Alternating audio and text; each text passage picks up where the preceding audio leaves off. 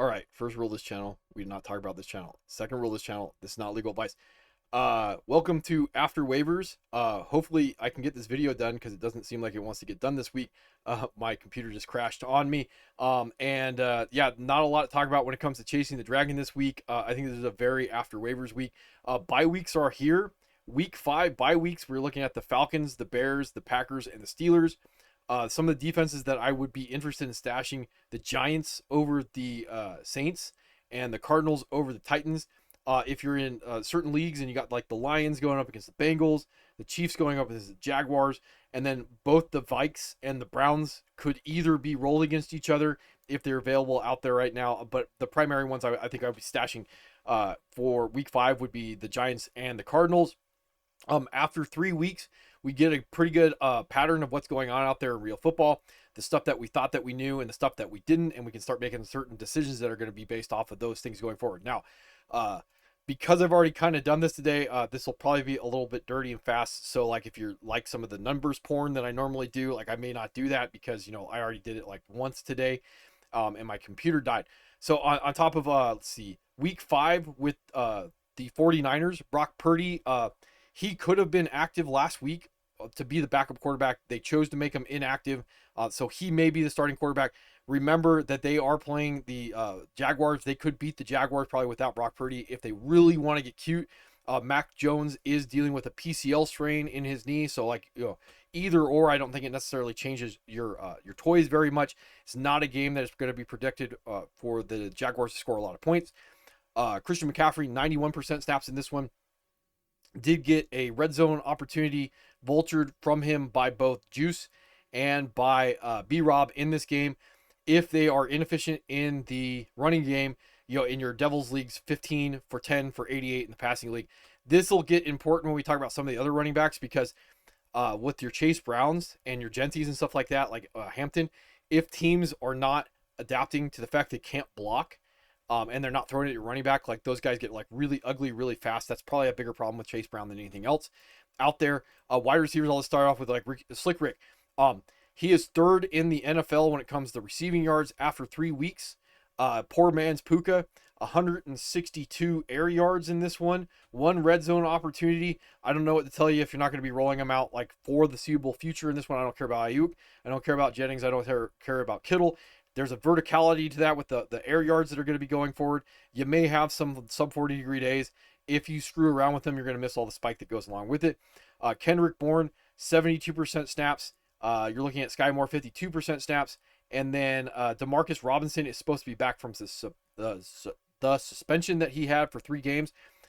This is all with potentially Jawan Jennings being day-to-day with that shoulder and ankle going forward. Yeah, I don't know, but I just wouldn't be overthinking Slick Rick going forward. No news on Kittle outside of like week 6. All right, Bears. Yeah, predictive role against the Cowboys. Caleb Williams throws 4 touchdowns. Running back room, DeAndre Swift, 61% snaps in this one. So you got to roll down here. 3 red zone opportunities went to him. 2 went to Monongahela. Monongahela came in. Most of his 29% snaps came late in the game to close everything out for the Bears. I did see that. DJ Moore is playing some running back. This gets a little interesting. Got to flip over to the tight end room going forward. Colston Loveland may or may not have a hip injury going forward. This is going to play into how interested I am in Luther Burden going forward. Cole Kmet, that snap share just means that like on any given week during the bye weeks, if he's available, like he could be your guy just because he's going to be on the field attached to what like could project to be a good offense at any time. So with the injury to Colston Loveland, you may get that uptick with Luther Burden to go along with it. Luther Burden can block as a wide receiver. 29% snaps, 3 for 3 for 101 and a touchdown. That was a 65-yarder. So yeah, I am interested. I'd be more interested if I find out that Colston Loveland is out to go along with it. All right, Bengals. Not a lot to talk about with them. This is one of those things I did talk about with like Jake Browning. He could be all over the place. He could break your heart one week in a game that you're absolutely sure they're going to score a lot of points in. The Vikings are always going to be a very viable defense, regardless if it's the backup quarterback or not, when it comes down to it. And then all the Twitter analytics, stuff like that, like the Bengals can't block anybody, and they're not really getting Chase Brown out in space to do the receiving stuff, so it doesn't really matter after that. 55% snaps in the blowout. I don't really care about that. P. Ryan doesn't need surgery on that thumb. Did see a Taj Brooks sighting at 18% snaps. All right. Buffalo Bills, this was a competitive game against the Dolphins. So James Cook, 67% snaps. Yeah, he may be the most valuable fantasy asset running back wise because he is attached to a good offense. He's going to have a lot of opportunities to score touchdowns. And you're going to remember, say it with me, chasing touchdowns is a good way to win your league. It's a good way to lose your league. In this case, because the game was competitive, Ray Davis goes all the way down to 7% snaps, and Ty Johnson remains somewhat consistent. Wide receivers, 2 red zone opportunities, 70% snaps, Khalil Secure. So that's the guy that if I'm chasing him. 75% snaps, Keon Coleman, 1 red zone opportunity. Josh Palmer all the way down to 43% snaps in this one. Did get a red zone opportunity. So it gives you the idea of the 2 wide receivers that are valuable. And then Jackson Haas, 43% snaps in this one. The touchdown was a scramble flip by Josh Allen. So not that big of a deal. 53% snaps for Dawson Knox in this one. No opportunities. So got to have a short memory in fantasy football. I am very interested in Dalton Kincaid. I went out and looked at some tape with him. 3 red zone opportunities on his 55% snap, 6 for 5 for 66 in this game. 1 touchdown. One of his red zone opportunities that he did not cash in was a design bubble screen to him. So now you're just getting to the point where if he's a tight end, he's attached to good offense, he's going to have a lot of opportunities to score touchdowns in the red zone. Yeah, it doesn't matter anymore. Just set and forget. If someone doesn't realize that they have potentially like high-end tight end 1 because of the opportunity to score touchdowns, tight ends end up being very touchdown dependent, and if he's attached to a good offense and he's getting red zone opportunity, that's the long and short of that. The conversation should be over. So going from I'm not interested to I'm interested to I'm really interested when it comes to Dalton Kincaid that quick. Next week I'll change my mind. Broncos, not a lot to talk about here. J.K. Dobbins, slight uptick to 67% snaps in the offense. The only red zone opportunity went to him. Harvey stays consistent at 29% snaps. Beatty was down to 4% snaps in this one. Cortland Sutton did Cortland Sutton things. 8 for 6 for 118 and a touchdown. Troy Franklin was consistent at 79% snaps. I did write down he did get a red zone opportunity. Marvin Mims down to 44% snaps. Pat Bryant was consistent 25% snaps. And then Trent Sherfield, 42% snaps. If they trust you and you can block, you'll be on the field. Troutman was at 37% snaps in this one. That's not surprising. I'm getting real close to not caring about the Broncos tight ends. Evan Ingram ruled out with the back. And then we did get our Lucas Kroll sighting, 42% snaps, athletic freak. I don't know if he's good at football. And then blocking tight end Nate Atkins, 35% snaps in a close one with the Chargers. All right. Browns, upset of the Packers. Let's see. Running back room, really surprised with the Judkins uptick, 55% snaps, 18 for 94 and a touchdown in this one. And then I did see that he has led everybody in yards after contact. So it doesn't matter how bad their offensive line is. He's just going to break tackles. If you're wondering about that versus some of the other guys that are out there, Jerome Ford is not phased out of the offense, 36% snaps. The guy that's phased out of the offense, Dylan Sampson, 8% snaps. Wide receivers, the big news on this one, probably your dynasty leagues, Isaiah Bond, 65% snaps in this game. Did not write down any red zone usage or air yards for him. Oh, and I did see that Jerome Ford did have 2 red zone targets in this one. I did write that down, if you're wondering. And then Njoku and Fannon's remain consistent, 79% snaps, 64% snaps. All right, Buccaneers.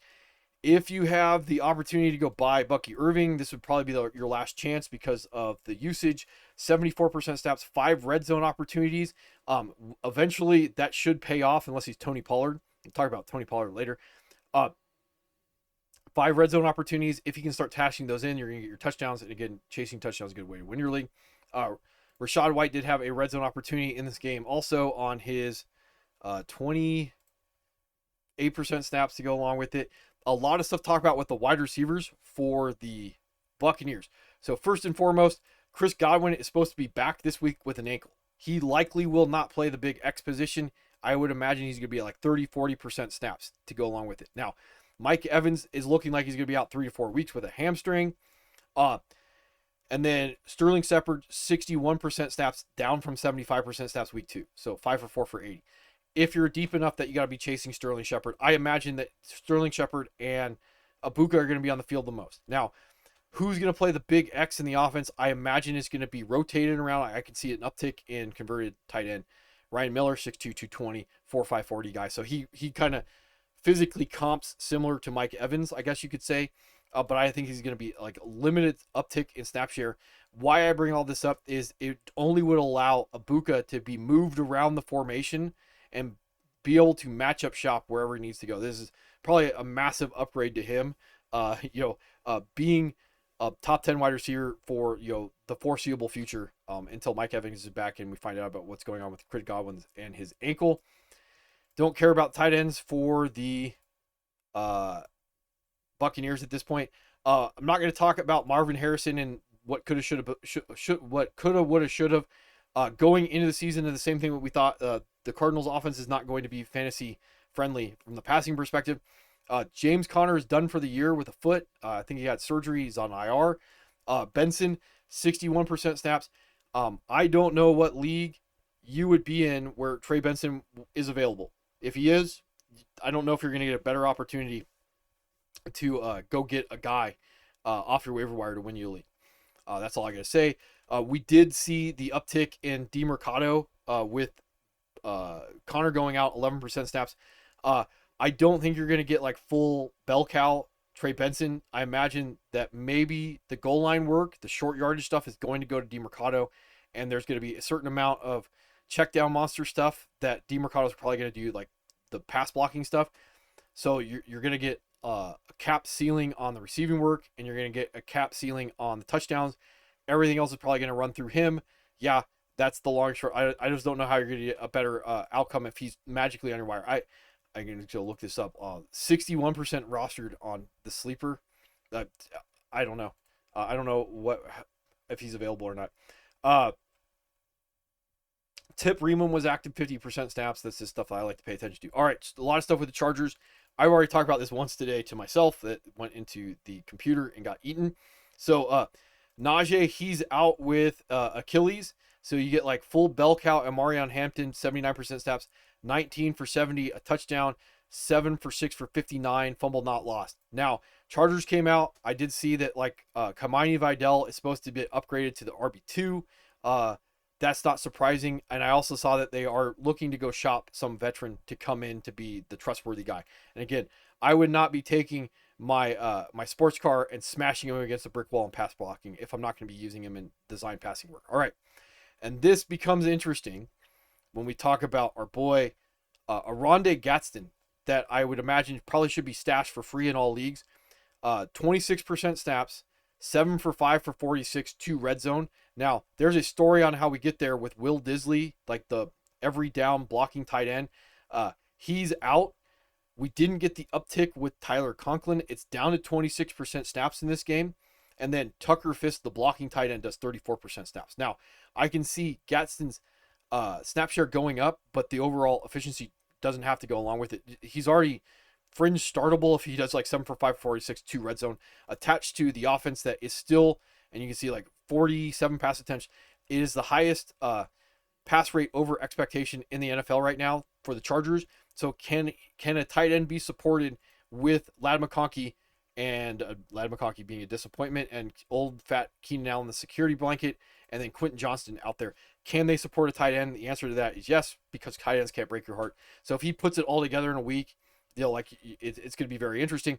I would be stashing to see if we can get consistency and then a slight uptick in snap share. If they're going to give him any type of responsibility in the blocking game, so he can be maybe a part of like play action or something like that. Now, this also would mean if there's consistency in that with Gadsden, that like Hampton's role will likely not be as a receiving back on third down, stuff like that. That would cap his overall ceiling going forward. So like I could see that equal and opposite reaction if you're wondering about all that stuff going forward. You're probably not getting full bell cow Hampton. And then a wide receiver room, Keandre Lambert-Smith was inactive. And then Trey Harris was consistent at 29% snaps. That's probably dynasty stuff. Chiefs, one of those offenses I thought was going to be bad that remains not good is going to be the Chiefs. I don't want any part of the running backs. All 3 running backs had red zone opportunities in this game. Pacheco, 56% snaps, and then Hunt at 44% snaps, his red zone opportunity he tugged on. I did see Twitter rumblings that if the running backs continue to not be explosive, that Brashad Smith will take more snaps. That probably doesn't mean that Brashad Smith is going to be fantasy relevant. What that probably means is I want less and less to do with Pacheco and Hunt. Wide receivers, when you're right, and I'll pat myself on the back. Tyron Thornton, 76% snaps, 9 for 5 for 71 and a touchdown. So if you want chasing that, I don't know how consistent this is going to be, even though the Baltimore matchup may be good, because you're probably going to be waiting on finding out what's going to go on with Xavier Worthy. Juju had a red zone opportunity, 69% snaps, 455. And the same thing with like Tyquan Thornton outside of deeper leagues. Is you're expecting that Rashee Rice is going to come back from that suspension for week 7. So again, Thornton's probably a rental. The expectation that like maybe he'll stay in that X position down the line with Worthy and Hollywood Brown. Like there's some stuff to track on that. I don't know how excited I would necessarily be about that, but like if there's still one guy that I want in the offense, not named Rashee Rice, it would be him. I don't care about Kelsey. Noah Gray, 68% snaps, remains consistent. Colts, they're going to be one of those offenses that we thought were going to be bad. That's actually good. That's going to have like this league winners across the board. They blew out the Texans, I think it was. Beat down the Texans in this one, or they're not Texans, the Titans. So I don't really care about the snap shares because of that. Michael Pittman, whatever you paid for him, I would just probably leave him in my lineup. 81% snaps, 6 for 6 for 73 and a touchdown. Yet another league winner coming out of the Colts offense we could talk about going forward.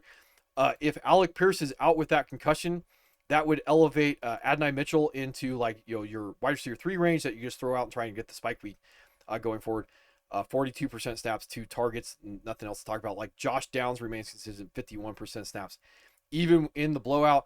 And I'm not really worried about Ty Warren, 68% snaps with the blowout and then the limited practices all week. Going forward. So like there you go on all that stuff. Redskins, Marcus Mariota gets it done on the ground, nimbly bimbly, 6 for 40, 1 touchdown, throws another touchdown on top of that in this one. Very weird script game. I gotta scroll down here. The Redskins led 34-10 going into the 4th quarter. Raiders scored 2 touchdowns to cut the game late. And then the Redskins scored another touchdown after that with like 2 minutes left to go to ice the game. So like a little bit reason to talk about some of this stuff. So talk off first with Chris Rodriguez. He starts the game. He gets 2 red zone opportunities, and then he's phased out of the offense after that. Bill, he's up to 40% snaps, 8 for 6, and a touchdown that was a red zone opportunity, 1 for 1 for 5. I imagine you're going to get like slight uptick with him. The idea would be that he would eat more into C-Rod, and he would also eat into Jeremy Nichols. This Jeremy Nichols touchdown was kind of a freak, like pinball, broke like 4 tackles, 60-yard romp to the end zone. So I don't know how consistent it is, but the trustworthy stuff, I imagine he's going to eat a certain amount of opportunities out of this offense. I still like Bill. So hopefully if you roll him, you got your 40-degree day because of the touchdown. And the expectation is the snap share is going to tick up as we go forward. All right. Wide receivers, 60% snaps with Scary Terry. I did see that he went and saw a specialist or second opinion on the quad. Do with that with what you will. Trying to figure out the rest of the wide receivers is very difficult. 43% snaps for Debo in this game. And remember, they thought they were blowing him out at one point, and then it got close. Noah Brown was out with a groin. I bring him up because if Scary Terry misses time, I imagine Noah Brown is going to be the guy that plays the X in that offense. Luke McCaffrey, I did read someplace that it said like garbage time touchdown. It was not a garbage time touchdown. It was a good play call at the end of the game to ice it. They were out like the 45-yard line of the Raiders, and they threw it instead of punting or trying to kick a field goal or something like that, and they got it. So like there you go. I don't think that he's going to play the X. I don't think that you may get an uptick in snap share. I just don't think it's not anything substantial from like your redraft leagues. Maybe a little bit more interest in your dynasty leagues down the line. Jalen Lynn down to 24% snaps. Also not that worried about that. It's probably more of a slot only guy. Again, they thought they were blowing out the Raiders early. And I don't have anything to talk about with the tight ends for the Redskins. unless you're like really a sicko and you want to see that Ben Sinnott did 57% snaps in the game because of the perceived blowout. All right, Cowboys. This is one of those teams we're gonna talk about, like the Cowboys and the Dolphins. Some of these teams that just are probably gonna like check out for the season because of the way things are going with them. So first and foremost, CeeDee Lamb hasn't gone on IR with a IR or with a high ankle sprain, but would not be surprised that he does at this point. So after that, like they got blown out by the Bears in this one. I'm scroll down. I could see both ways just getting out from underneath George Pickens. I can also see that you can expect that you're going to get the uptick. Vacated targets tend to go to running backs first. If you're deep enough that you need to be going after wide receiver 3, that's now the wide receiver 2 for the Cowboys. It does look like it's going to be Jalen Tolbert, 88% snaps in this one, and then you're also going to be looking at an uptick in opportunities going to Turpin going forward. I'm not interested in that. It would theoretically move Jake Ferguson into unicorn range. The number one option for the offense being the tight end. 57% snaps, 14 for 13, 82 passing yards. So like there you go. And then don't care about the running backs in the game. Dolphins. One of the things that we kind of were expecting was that Ollie Gordon, 25% snaps. 3 red zone opportunities went to him. He tugged on one of them. 2 red zone opportunities went to A-Chain. So this definitely lowers the ceiling of your A-Chain season because he's just going to lose out on a certain amount of goal line carries to Ollie Gordon down the line. I don't know how good the offense is going to be going forward.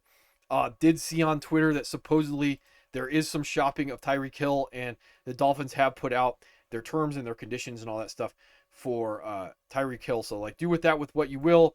It would most likely move Malik Washington up in that wide receiver 3 range, 54% snaps. And then I do not care about Darren Waller potentially making his debut and being on snap count. Don't care. Eagles, so they come back win against the Rams. So in this case, like if you can guess the weeks that they're going to actually throw the football, then you can start like being happy that you drafted AJ Brown. 10 for 6 for 109 and a touchdown. And then Devontae Smith 9 for 8 for 16 touchdown. I just don't know how many weeks you're going to be able to predict that they're going to actually have to throw and not just like milk clock. To get an idea of what the game flow was, Dotson was up to 78% snaps, and Grant Calcaterra, week 1, 59% snaps, down to 19. So they were 3 wides, and they were slinging it at a certain point in the game. And Will Shipley was still out. Falcons did watch some tape on Michael Penix. He got benched for Kirk Cousins. They fired their wide receiver coach, and I can see why after watching the tape. The wide receivers, there were multiple drops, and they were out of position. Some type of miscommunication between Penix and the wide receivers. So like he should have had a better day. They got blown out 30-0. It doesn't really help your fantasy lineups. I definitely could wait and see what they're going to look like after the bye. They have a week 5 bye going forward. And the other thing is like Kyle Pitts remains consistent, 82% snaps. If you're worried about that type of thing, I think like Mooney had like 4 drops in the game overall. Scrolling down here to the Giants. First and foremost, Russ is benched for Jackson Dart, and this is one of those ones where I don't really care what league I'm in. Probably don't want a guy that theoretically has the upside that Jackson Dart does because of the goal line rushing to be on the wire. So like I'd rather be wrong if it costs me nothing to find out. 2 quarterback leagues, much more interested. 1 quarterback league, probably don't want to let someone have like 20, 21 points a game. Theoretically, that we could talk about where he would be at.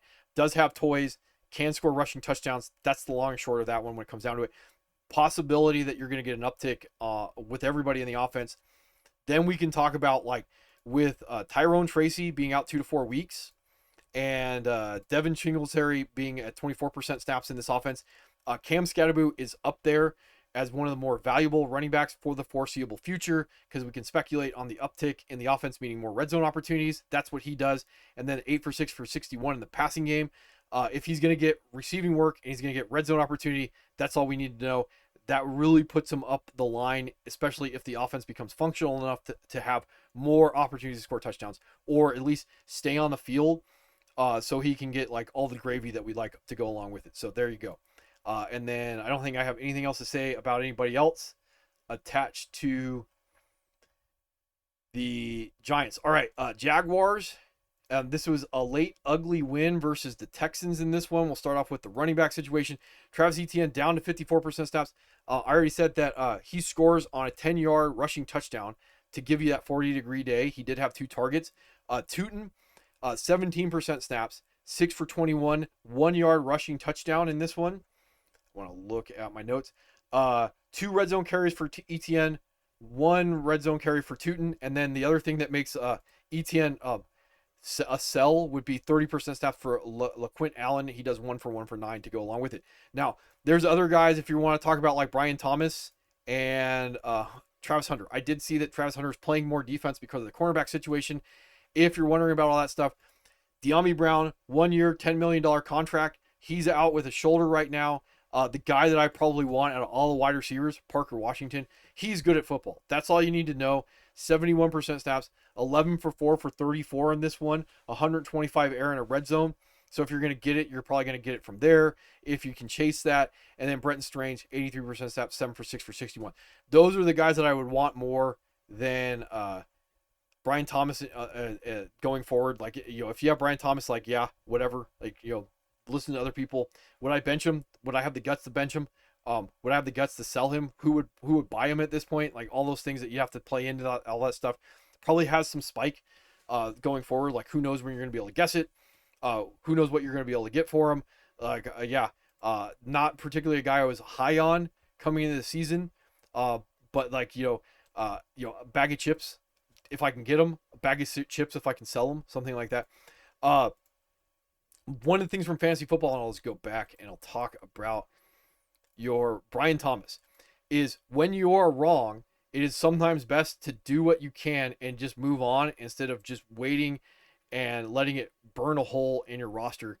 So sometimes after week 1, week 2, week 3, these are one of the ones that you can do the bad trades and package somebody else, get them to somebody else's roster. Guys that I would be potentially interested in going out if I can get, like your Slick Ricks. If you didn't get your Slick Ricks, you didn't get your Abukas, you didn't get your Tets, those would be the guys that I would probably be targeting with your Brian Thomas. Just rip the Band-Aid off and take your points someplace else. Even, and I'll talk about like Matthew Golden later, I probably would not be trading Brian Thomas for Golden, but the guy who has Golden, you could do that deal where you're sending Brian Thomas, you get the side piece of Golden back, and you get the side piece of Golden back, and then you get something else in the exchange to go along with it. So you're getting something back off of that, and you just move forward. Like that would probably be my advice at this point. I have Nico and I have Drake London, and there's a little bit of shopping going on those guys. So like, yeah, I can understand that. All right, Jets. If you're going after, no news on Justin Fields. Last time I looked, it says no news. Tyrod Taylor, he gets it done. 8 for 48, and then 2 passing touchdowns if you streamed them because of the rushing upside. Brees continues. Like, yeah, I think we know after 3 weeks what he's going to be. 55% snap, 6 for 4 for 31 in the passing game. And you're looking at 2 red zone targets went to him. Braylon Allen on 33% snaps. 1 red zone target went to him. Isaiah Davis with that 13% snaps. Yeah, that's, you do with that with what you will. Garrett Wilson is going to be very close to a league winner, if not volatile. 13 for 10 for 84 and a touchdown. And then in your dynasty type leagues, 74% snaps, 6 for 4 for 18. Mason Taylor, and I did write down 16 air yards, so that's not particularly good. Okay, Lions got into a shootout kind of with the Ravens, and then that's why you want to be rolling your pieces out in certain games. So hopefully no one was benching like David Montgomery. I think he got benched in both my leagues. 12 for 151, 2 touchdowns, and another 13 yards receiving. Gibbs gets you home with 2 rushing touchdowns on top of 6 for 5 for 32 in your Devils leagues.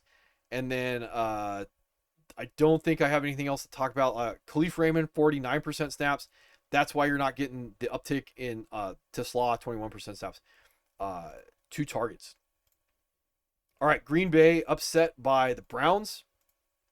First and foremost, Josh Jacobs, 66% snaps, 9 for 5 for 44 in the passing game, which is slightly surprising because some of the other tracking that was going on with Brooks and Brooks was down to 12% snaps in this game, no opportunities. Emmanuel Wilson was up to 23% snaps, 6 for 25. I don't know because of the ankle injury that Josh Jacobs popped up with if that was maybe what was causing that to occur in this one. And then not very efficient, 16 for 30. That's not totally surprising because of the Browns defense. Tucker Kraft I'm also not concerned with because of the matchup. And then the knee scare, 88% snaps, 8 for 4 for 29. Not worried about that stuff. Wide receivers. So first and foremost, we talk about like Dobbs doing 89% snaps in this one. Roll down my notes. Let's see. No red zone that I have written down for him. You're also looking at Dobbs at 68% snaps, or not Dobbs, Wicks at 68% snaps. He did have a red zone target. So Matthew Golden, this is, again, woulda, coulda, shoulda. 71% snaps, 4 for 4 for 52 in this one. Could have had like a 98-yard touchdown. Weird tape. He kind of drifted into the sideline, and I couldn't tell if he just couldn't get under control to straighten out and hit the sideline, or if he drifted. It was weird tape. I can kind of understand that maybe he lost himself where he thought he was. It looked like he just went to the sideline. So I don't quite know why, but like, again, the snap share is going up, 4 for 4, 52. I would be expecting that you're going to get a massive change in his usage after the bye week. This may be your last bet to go get Matthew Golden, especially with that matchup against the Cowboys. So we talk about like chasing matchups and rolling your Matthew Goldens for week 4 against the Cowboys and expecting that you're going to finally get it to land. This would be the week, and then this is probably your last chance to go get him. If he doesn't spike against the Cowboys, like, you could buy him during the bye week.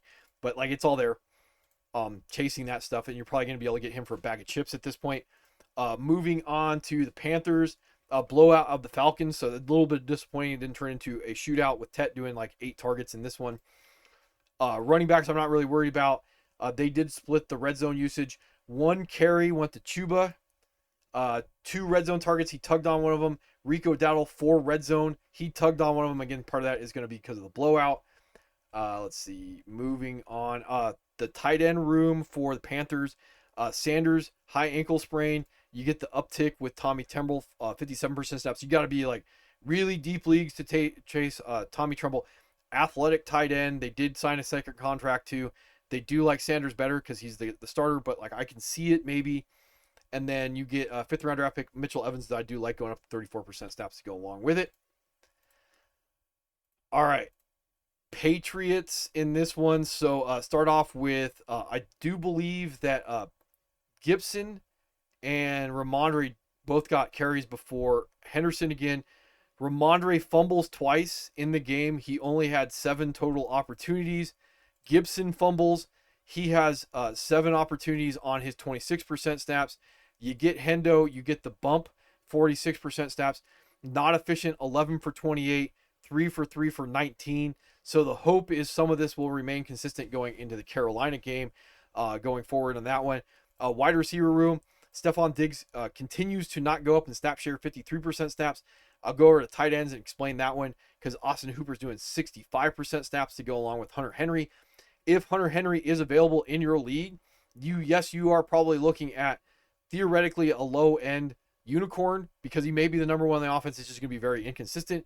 That's going to be because we can go over the wide receiver room. We can look at the wide receiver room. Pop was down, or he's up from 25, but down from 63 at 39% snaps.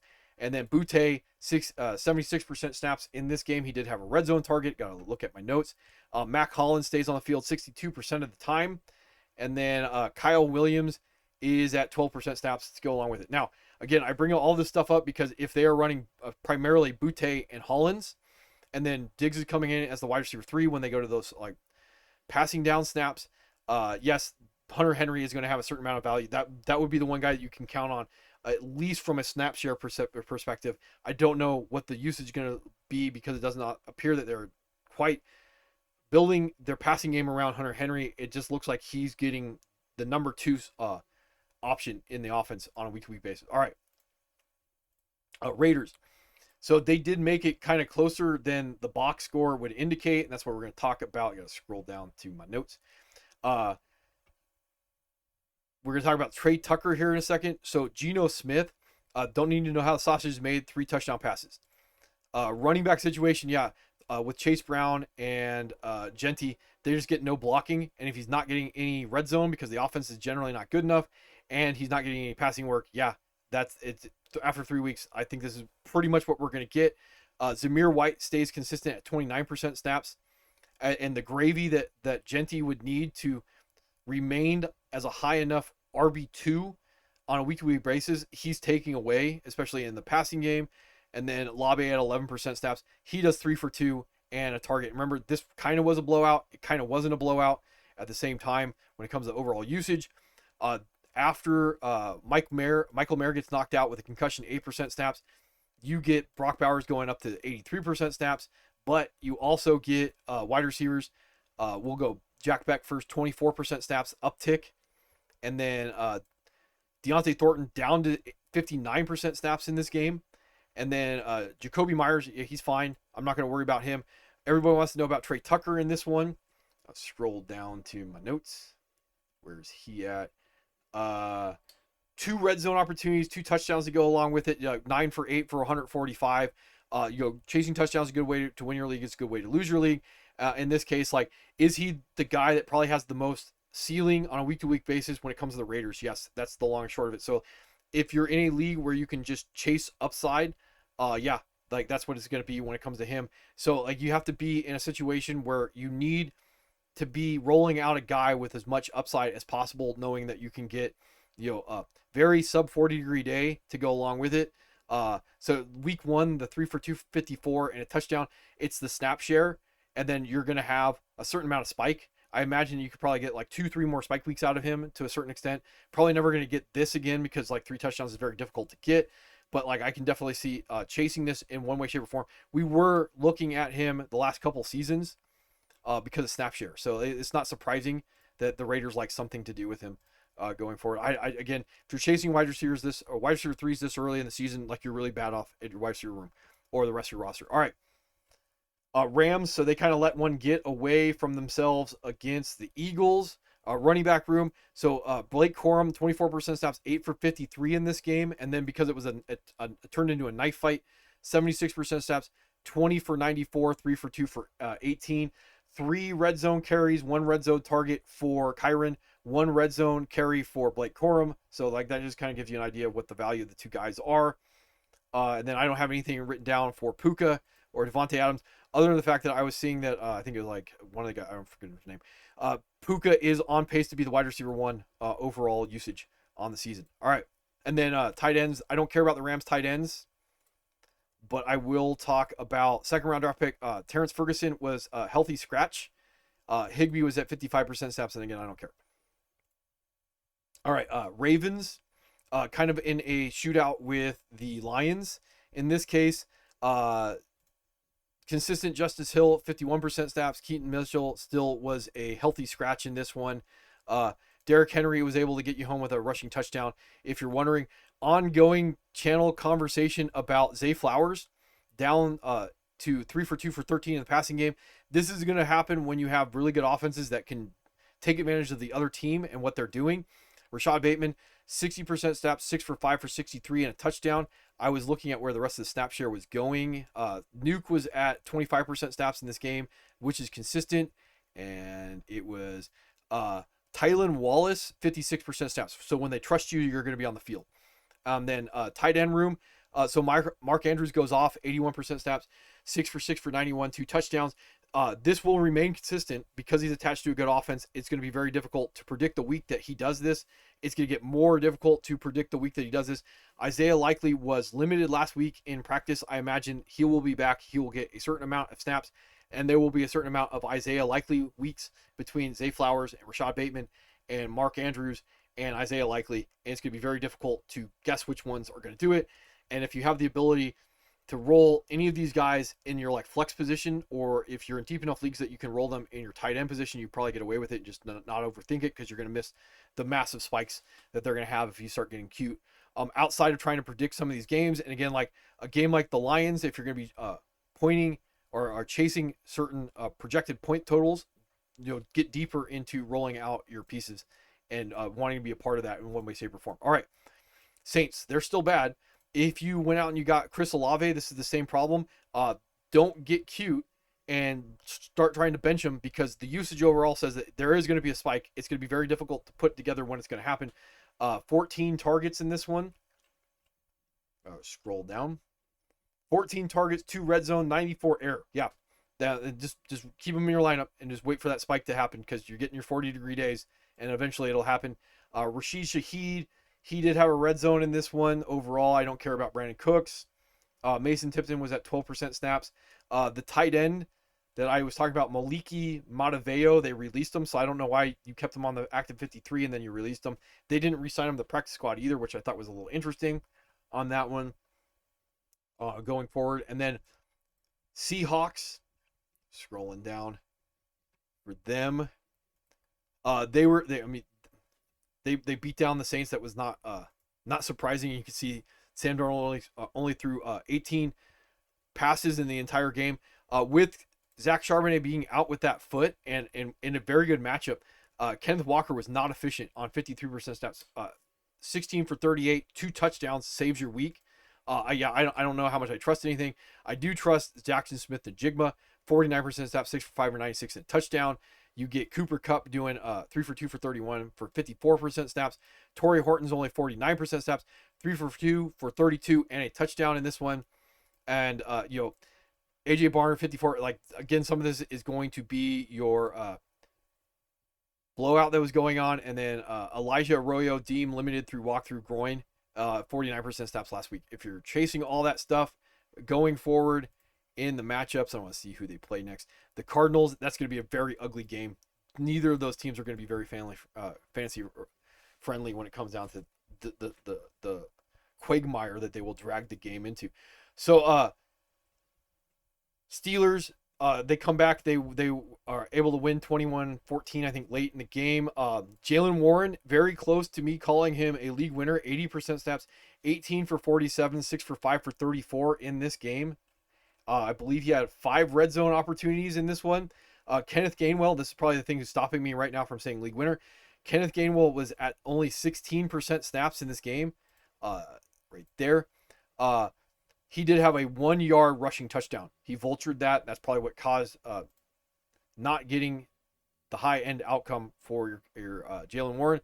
And then Caleb Johnson right there doesn't play in week 3. If you're wondering about all that stuff, Calvin Austin was still at 90% snaps. Roman Wilson, 35% snaps. I probably don't care about this because of the offense, but Pat Freiermuth was at 70% snaps this week, and Jonnu Smith was at 83% snaps. Probably not too relevant overall, just stuff that I like to track. Texans, I just have written down hot mess when it comes to them in this case. So I'll start off and I'll talk about like the running backs real quick with Nick Chubb. 52% snaps, red zone target. Woody Marks, I am starting to get interested in if you want to start stashing him. 48% snaps, 6 for 27, 2 for 1 for 9, red zone carry. So that's what would change my mind on that. They're going to, as bad as they are right now, they're going to have limited red zone opportunities, but you can start talking about theoretically Nick Chubb getting the grinder work, and then Woody Marks getting the rest of that, which means you could get some type of ugly RB2 when it comes to him. And it gets a little bit better because Dare got no opportunity in the passing game, and they healthy scratch to special teams British Brooks, and then Damian Pierce was also healthy scratch. Now, wide receivers, Nico Collins was able to get home, 50-yard touchdown. He also had a fumble in this game to go along with his 11 targets. Christian Kirk, if you want to be chasing this, 67% snaps first game back, 8 for 3 for 25. He did have 96 air. Xavier Hutchinson, 62% snaps. Higgins, and this is another thing that says that they just don't know what they're doing. 44% snaps. I don't know, how you're designing your offense at this point. Like, you either are going to give your rookies the opportunities or you're not, and you've got to figure out a way, if you have offensive line problems, to take advantage of the fact that you have dynamic guys that you can get the ball to. It baffles me that certain guys have jobs when it comes down to it. I know I should keep my mouth shut. And then Justin Watson, he was a guy that I was expecting to, basically be in that 50% snaps range. He goes on short-term IR with a calf, Achilles, whatever that is. On that one, Dalton Schultz, 79% snaps, 6 targets. If you're in deep enough leagues during the bye weeks that you want to be chasing that until Cade Stover gets back from IR, right there. There's your Dalton Schultz. I probably don't want any part of the offense. That's probably the biggest downside to Woody Marks, is that you have to expect that the offense is going to get good enough that there's going to be scoring opportunities. Even if the offense becomes good enough that there becomes scoring opportunities, consistent scoring opportunities for Woody Marks, he has to get the goal line opportunities for it to really matter. And so, like, outside of, I am in such a bad situation at my running back that I need to get anybody that has any consistent floor on a week-to-week basis. That's because I am interested. It's going to be like deeper leagues that I have to be like caring about stuff like that. All right. Titans, I don't have a lot to talk about when it comes to them overall. I will say that I don't know why Alec Ao Minor continues to show up on like waiver wire reports. He had 2 red zone opportunities. I do like that. 39 air yards to Calvin Ridley's 96. I don't like the fact that Calvin Ridley is the guy still in the offense. 87% steps, 7 for 1 for 27. So the 2 things that you need to get out of Ao Minor for him to really matter is the fact that the offense has to become consistent, and he has to be the more valuable guy when the offense becomes consistent. Because if the offense becomes consistent, Calvin Ridley is going to be the guy to own. That's what I would say to all that stuff about Ao Minor. And I thought Ao Minor was a good prospect. I thought he was going to win the job there, and I thought he was going to end up being fantasy relevant. I just don't see it being right now. DK or Dyke or whatever his name is, 4th round draft pick, he ends up 41% snaps, which is a little interesting, and then 2 red zone opportunities for him. And then Chig was down to 66% snaps in this game. 2 red zone went to him overall in the game on 6 targets. If you're chasing any of that stuff, more if the offense can become consistent. I do like Cam Ward. The more I watch some tape on him, and he's one of the guys that I am watching, because I am surprised that he is as good as he looks, considering that I did not think he was a good prospect. And the fact that the more I watch him and I watch the Titans, I think it is coaching and it's not the player. But I just don't know if it's going to happen this year. If you're wondering about that down the line, it may take a new coaching staff. All right, Vikings. They blew out the Bengals in this one, so take this with a grain of salt. So first and foremost, Jordan Mason, 60% snaps, 16 for 116, 2 touchdowns. Doesn't really matter how the sausage is made. I don't know how consistent this is going to be going forward. You also have Xavier Scott coming in, 28% snaps, again because of the blowout on that one. If you're wondering like who the cuff would magically be, Jordan Addison unsuspended coming out next week. So maybe we can start talking about like how the offense is going to look. It's going to look better without JJ McCarthy. Obviously, Carson Wentz just doesn't matter at this point. And then it would put Hawk, and I believe I wrote this down in my note, 3 red zone opportunities. He tugged on one of them, maybe back to mid-level tight end one as long as Carson Wentz is there overall. So going back to some of the stuff that I have written down to talk about, like Gadsden for the Chargers is probably the biggest after waiver ad for free that you're going to get, chasing that 26% snap, 6 for 5 for 46 to red zone to go along with it. A lot of buying and selling on guys that are going to be out there, like buy Bucky Irving if you can get a hold of Bucky Irving. Buy Dalton Kincaid. I do like Dalton Kincaid right now after another week that's going to be out there. Slick Rick, set and forget. When it comes to Slick Rick, that's going to be out there. I do like Judkins' usage. I really like Cam Scatteraboo, the situation that he's in. I do like potentially Parker Washington, but you got to be in deep enough leagues to really be chasing that stuff down the line. Jackson Dart's probably like the biggest waiver wire ad if you're going to be spending on anybody going forward. Buy Matthew Golden while you still have the chance. Like it's going to happen. It's going to be special. I think that's going to one of the things that I would be looking at overall. Trying to see if there's anything else that definitely needs to be talking about. Sell Travis Etienne if you can. And I believe that looks like about it for after waivers. So yeah, see you guys when I see it.